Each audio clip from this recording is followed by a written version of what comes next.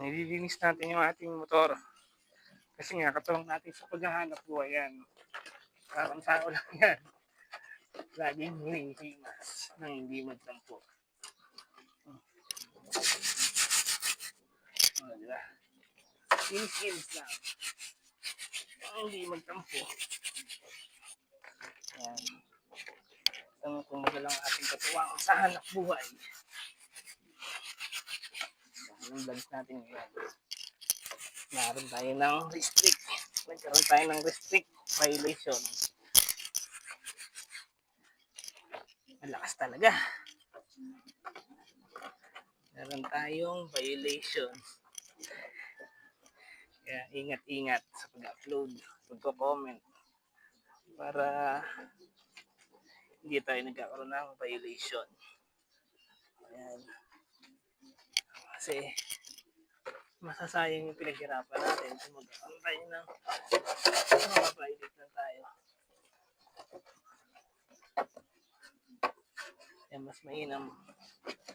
Ingat talaga sa pag-comment, sa pag-upload ng walang ginagawa. Sayang at naghihirapan ito lang violation. Kaya mas mainam, ingat na lang. Kasi isipin mo, tagal mo naghihirapin upload mo, tapos magkakaroon ka lang ng ganun, o di mababiolate. Kaya mas mainam, ingat na lang tayo. Ingat tayo sa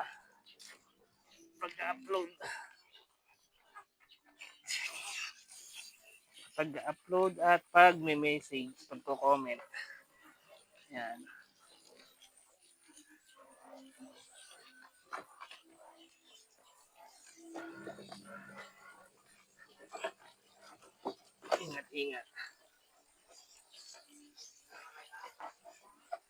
Ingat tayo. Pag hindi natin iningatan, wala. Sayang lang.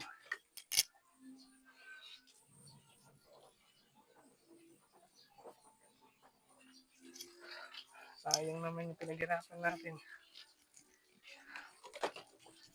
Tayo ay mababiolate lang.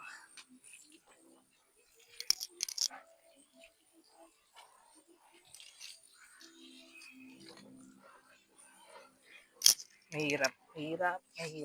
Kailangan mong sumunod para hindi ka nagkakaroon ng violation. Yung violate. Yan, o. Yung isa naman, yung nilinisin natin. So, may ulit.